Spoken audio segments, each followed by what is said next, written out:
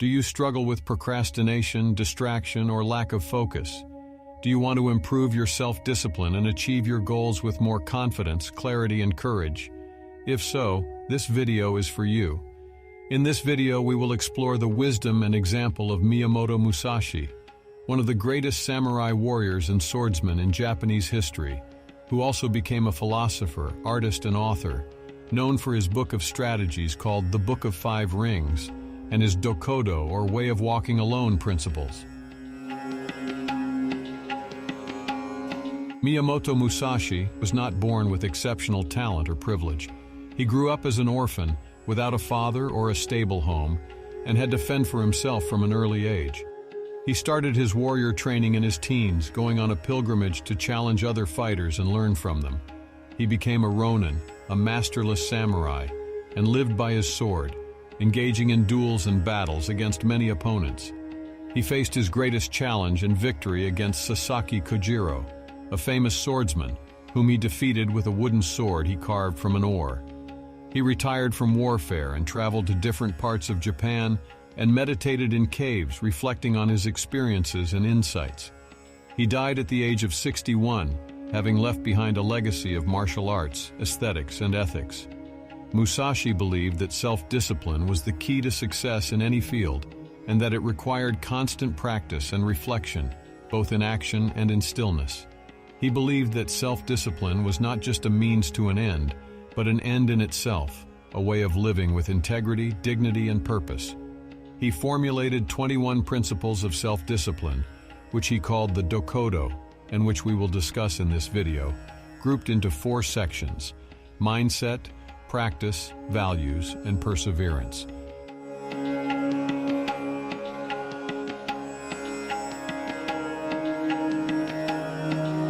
The first step to building self-discipline is to cultivate the right mindset, one that is clear, calm, and courageous. Accept everything just the way it is. This means acknowledging reality as it is, without judgment, resistance, or avoidance. It means facing the facts of our life, our strengths and weaknesses, our opportunities and challenges, with openness, curiosity, and humility. It means understanding that everything can be our teacher, our mirror, our guide, if we are willing to learn from it. It means not wasting our energy and time complaining, blaming, or wishing for things to be different than they are, but instead focusing on what we can control and influence, and doing our best with what we have. Do not seek pleasure for its own sake.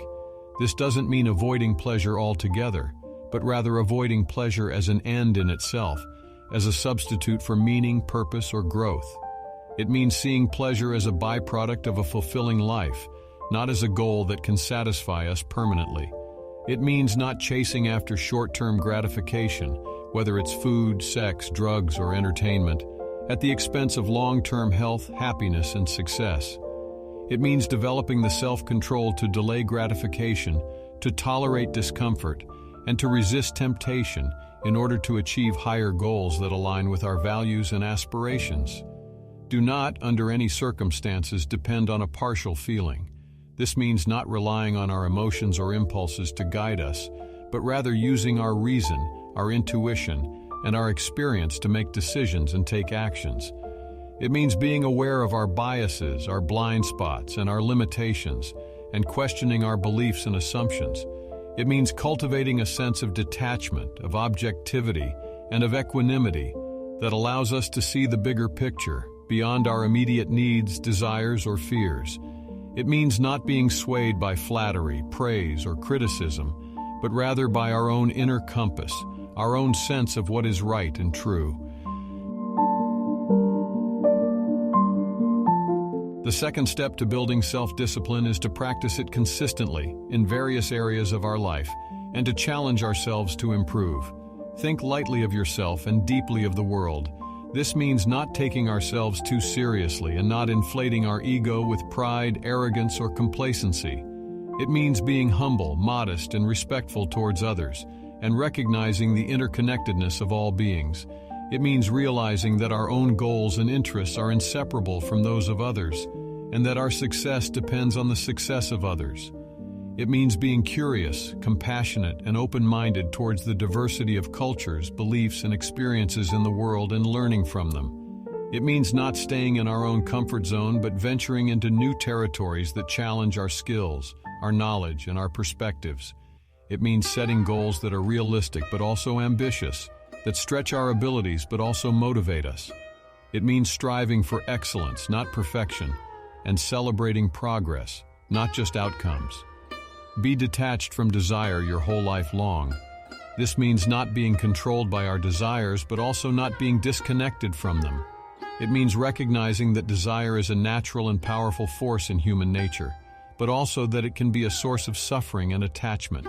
It means exploring our desires, understanding their roots and their effects, and choosing which ones to pursue and which ones to let go of. It means practicing moderation, not deprivation, and finding a balance between self-care and self-fulfillment. It means cultivating gratitude for what we already have and for what we can aspire to. The third step to building self-discipline is to align our actions with our values, which are the guiding principles that define who we are, what we stand for, and what we want to contribute to the world. Do not regret what you have done. This means accepting the consequences of our choices and not dwelling on the past or obsessing about the future. It means learning from our mistakes and not repeating them, but also not punishing ourselves for them. It means forgiving ourselves and others and moving forward with clarity and courage. It means recognizing that every moment is an opportunity to do something meaningful, something that reflects our values and our vision. Never be jealous. This means not comparing ourselves to others or envying their success or their possessions. It means appreciating our own talents, our own efforts, and our own progress, and recognizing that they are unique and valuable. It means celebrating the success of others and learning from them instead of resenting them or tearing them down. It means focusing on our own path and on the difference we can make in the world, rather than on the approval or validation of others. Be compassionate toward yourself and others. This means treating ourselves and others with kindness, empathy, and respect, and recognizing the humanity in all of us. It means understanding that we all have vulnerabilities, struggles, and aspirations, and that we all deserve understanding, support, and encouragement. It means not judging or criticizing ourselves or others, but rather listening, learning, and growing together. It means being a source of light, not darkness in the world. The fourth step to building self-discipline is to persevere through challenges and setbacks, and to keep learning and growing no matter what. In all things, have no preferences. This means being flexible and adaptable, and not clinging to fixed ideas, opinions, or habits. It means being open to new experiences, perspectives, and practices, and not being afraid of change or uncertainty.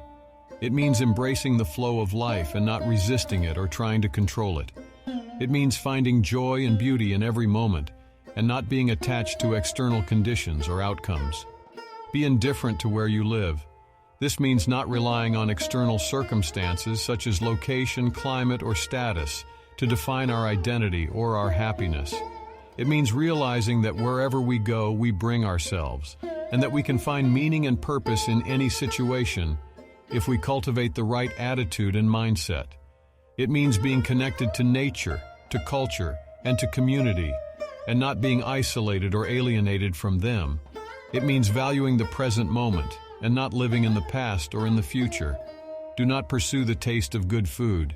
This means not being addicted to pleasures or using them as a distraction from the challenges and responsibilities of life.